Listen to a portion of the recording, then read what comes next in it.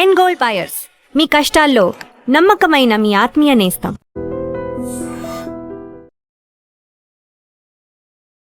నమస్కారం, welcome to I dream.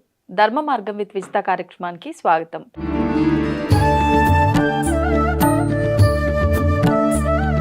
ప్రస్తుతం మనతో పాటు ఉన్నారు ప్రముఖ ఆధ్యాత్మికవేత్త ప్రొఫెసర్ సత్యనారాయణమూర్తి గారు. ఇప్పుడు వారితో మాట్లాడి మరిన్ని విషయాలు తెలుసుకుందాం. నమస్కారం గురూజీ. నమస్కారం విజిత.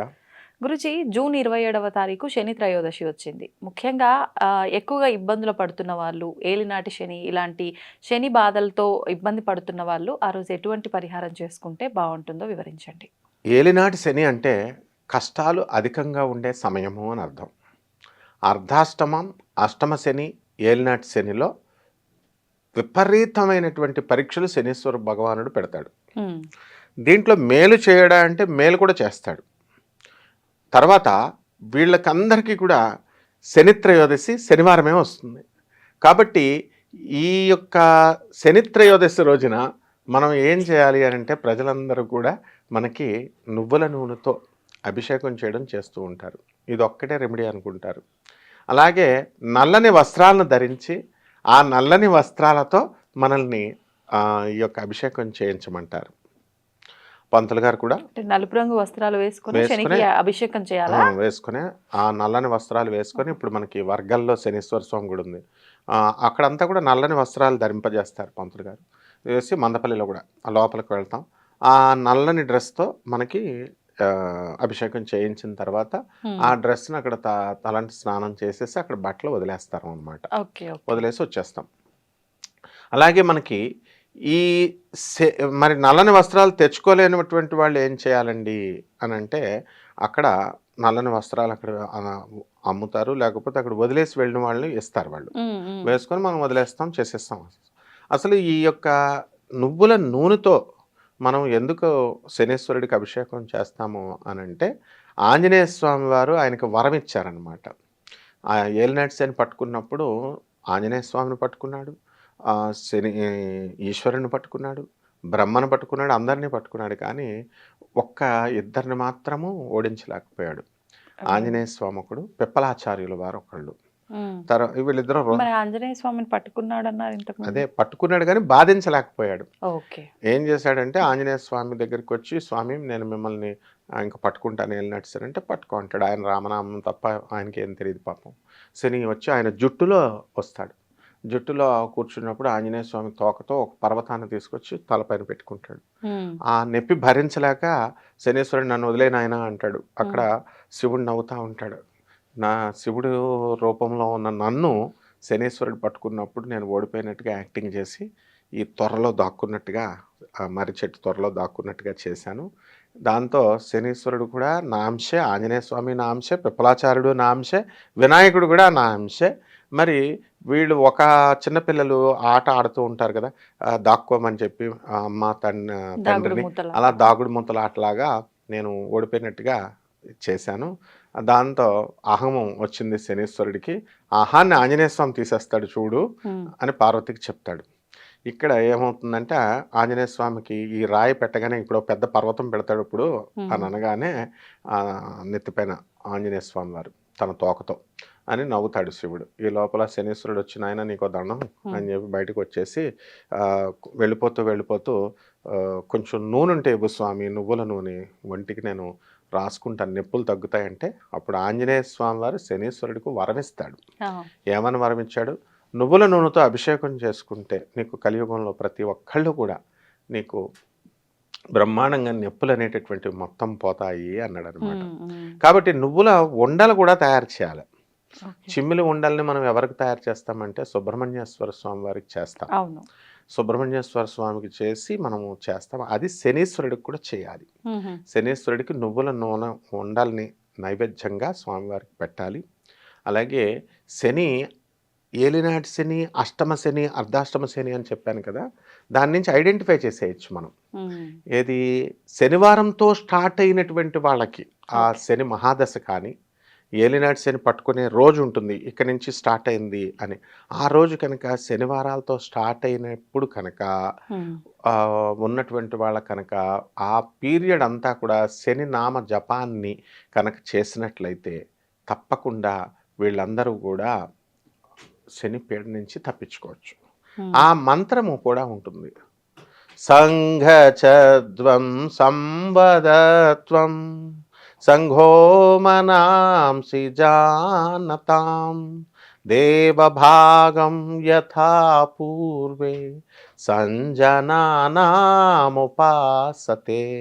ఋగ్వేద మంత్రం ఇది.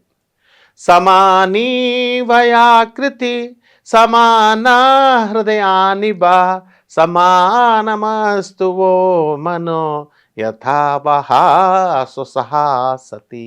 ఈ మంత్రాన్ని జపం కనుక చేసుకుంటూ ఉమ్, నువ్వులతో అభిషేకం చేసుకున్నప్పుడు మాత్రమే ఫలితం వస్తుంది. ఓకే. అందుకనే శనికి అభిషేకాలు చేసిన ఈ మంత్రంతో చేయడం లేదు కాబట్టి మనకు పూర్తి రిజల్ట్స్ రావడం లేదు. ఇది ఋగ్వేద మంత్రం. ఇది దీనికి స్వరంతో సంబంధం లేదు.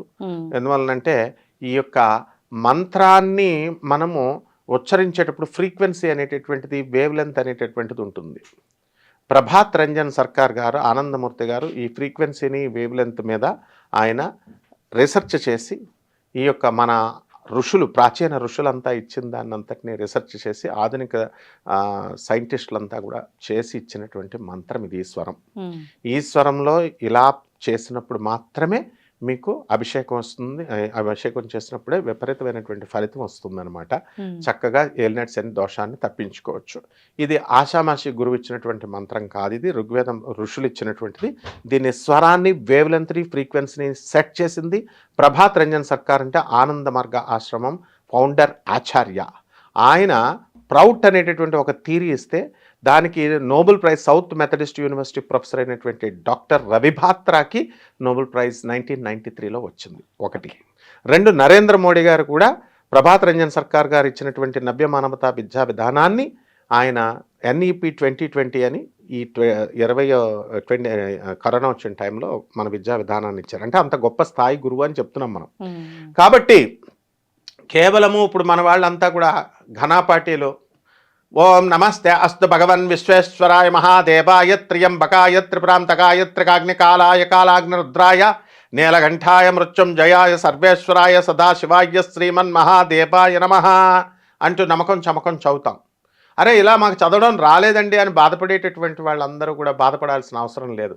ఎందువల్లంటే గాయత్రి మంత్రాన్ని ఇప్పుడు మనం MS సుబ్బలక్ష్మి గారి దగ్గర నుంచి, లతా మంగేష్కర్ గారి దగ్గర నుంచి అందరూ ఎలా చదువుతున్నారు? ఓం భూర్భువ స్వాహ తత్సవితుర్వరేణ్యం భర్గో దేవస్య ధీమహి ధియో యో నః ప్రచోదయాత్. ఈ రకంగా చదువుతున్నారు కదా. అది ఎలా చదవాలి మరి? ఓం భూర్భువ స్వః తత్సవితుర్వరేణ్యం భర్గో దేవస్య ధీమహి ధియో యో నః ప్రచోదయాత్ అని చదువుతున్నాం. కాబట్టి ఏ రకంగా అయినా సరే చదవచ్చు. కేవలము ఇప్పుడు భగవద్గీత ఉంది, ఘంటసాల గారు చెప్పారు. ఘంటసాల ఏమని ఒక శ్లోకాన్ని మనం తీసుకున్నప్పుడు ఘంటసాల గారు చెప్పినట్టే చెప్పాలేమో అనేటట్లుగా మనం భావిస్తూ వస్తున్నాం. పరిత్రాణాయ సాధూనాం వినాశాయ చ దుష్కృతాం ధర్మ సంస్థాపనార్థాయ సంభవామి యుగే యుగే అని ఘంటసాల గారు చెప్పిన స్వరంలా చదివితేనే భగవద్గీత చదవాలేమో అనేటటువంటి విధానం, ఆలోచన ప్రజల్లో ఉంది. అలా కాదు, ఎలాగైనా చదవచ్చు. కాబట్టి ఇక్కడ ఈ యొక్క శనీశ్వరుడి యొక్క సంపూర్ణమైనటువంటి అనుగ్రహం రావాలి అంటే, పూర్తి రిజల్ట్స్ రావాలంటే నేను చెప్పిన విధానంలో ఈ ఋగ్వేద మంత్రాన్ని జాగ్రత్తగా జపించుకుంటూ. ఒకవేళ మంత్రం చదవలేము అనుకున్న వాళ్ళకి వేరే రెమెడీ ఏదైనా ఉందా? ఓం శనీశ్వరాయ నమః సింపుల్ మంత్రం. తర్వాత మర్రి ఆకు తేవాలి, మర్రి ఓడలు తేవాలి, ఆ శనీశ్వరుడి పాదాల దగ్గర పెట్టాలి. నువ్వుల ఉండని తీసుకొచ్చి స్వామివారికి సమర్పించాలి. నీలశంఖం పువ్వులు కానీ, నల్లని పువ్వులు కానీ స్వామివారి పాదాల దగ్గర పెట్టాలి. నల్లని పండుని స్వామికి నివేదన చేయాలి, నేరేడు పండు ఇలాంటివన్నీ కూడా. నల్లని వస్త్రాలతో ఉండాలి, అంతా నలుపే అన్నమాట. సో నల్లని వస్త్రాలు, నల్లని దొరకకపోతే నీలం వస్త్రాలు అలౌడ్. ఈ రకంగా కనుక శనీశ్వరుడు యొక్క జపాన్ని ఆ రోజు కనుక చేసుకుంటే అపార కృపామైనటువంటి ఆ కర్మ ఫలదాత అయినటువంటి ఆ శనీశ్వరుడి యొక్క అనుగ్రహంతో జన్మజన్మంతా పట్టుకున్నటువంటి దరిద్ర బాధలన్నీ ఒక్క నిమిషంలో తీసేస్తాడు ఆయన. శనీశ్వరుడు ఆయుర్దాయాన్ని ఇస్తాడు, సంపదల్ని ఇస్తాడు, మంచి భార్యని ఇస్తాడు, సరిగ్గా చేయకపోతే గయ్యాళి పెళ్ళాన్ని ఇస్తాడు. ఆ విధంగా అంతా శనీశ్వరుడి చేతిలోనే ఉంటుంది. కాబట్టి కలియుగానికి అధిపతి శనీశ్వరుడు. అందువలన రాహువుని తోలు తీసేసినటువంటి వాడు శనీశ్వరుడు. ఎవరిని లెక్క చేయడనమాట. అటువంటి అటానమస్ ప్లానెట్ అయినటువంటి శనీశ్వరుడి యొక్క అనుగ్రహం సంపాదించడం ట్రిక్స్ తెలిస్తే చాలా ఈజీ అనమాట. ఎందువల్లంటే 8వ తారీఖు పుట్టినోళ్ళు, శనివారం పుట్టినోళ్ళు, ఆ తర్వాత శని చక్కగా ఉచ్చస్థితిలో ఉన్న వాళ్ళని పడగొట్టేయడం చాలా ఈజీ అనమాట. ఎక్కువగా ఇప్పుడు ఈ యొక్క వాళ్ళందరూ కూడా క్యాషా గ్యాసా అని అంటాం. ఆడవాళ్ళకి మామూలుగా ఏమిటండి, క్యాషా గ్యాసా అంటే క్యాష్ కావాలా గ్యాస్ కావాలా అంటే ఆడవాళ్ళు ఏమంటారు, పాపం అమ్మ నువ్వు చాలా మంచిదానివమ్మ, అమ్మ నువ్వు చాలా అందంగా ఉన్నావంటే ఎవరైనా సరే దాన్ని ఏమంటారు, కొంచెం సంతోషపడతారు. ఆ బొళాశంకరుడి తత్వం ఈ యొక్క శనీశ్వరుడు అనమాట. ఈ 8వ తారీఖు శనివారం పుట్టిన వాళ్ళకి కోపంగా బయట మాట్లాడినా జాలి ఉంటుంది. కాబట్టి శనీశ్వరుడికి కూడా జాలి ఉంటుంది. కాబట్టి కఠినంగా మాట్లాడినా వాళ్ళు అవుట్ బర్స్టింగ్ నేచర్ ఎక్కువ ఉంటుంది. సో శనీశ్వరుడు అందువలన చాలా అన్ని గ్రహాలను కల్లా ఈ యొక్క శనిని ప్రసన్నం చేసుకోవడం చాలా తేలిక. అప్పుల బాధలు పోతాయి. తర్వాత మనకు అప్పులు ఇవ్వాల్సిన వాళ్ళు తెచ్చి అప్పులు ఇచ్చేస్తారు. అపనిందలు పోతాయి. తర్వాత ఈ యొక్క భార్యాభర్తల గొడవలు అన్నీ కూడా పోతాయి. ముఖ్యంగా ఈ సింహరాశి వాళ్ళకి ఇప్పుడు అష్టమ శని నడుస్తుంది. సింహరాశి వాళ్ళకి బ్రహ్మాండంగా ఉంటుంది. ఏలినాటి శని కుంభరాశి వాళ్ళకి, తర్వాత ఈ యొక్క మీనరాశి వాళ్ళకి, మేషరాశి వాళ్ళకి జరుగుతుంది, అది పోతాయి. ధనుస్సు రాశి వాళ్ళకి అర్ధాష్టమ శని జరుగుతుంది. ఈ ధనుస్సు రాశి వాళ్ళ కష్టాలు కూడా పోతాయి.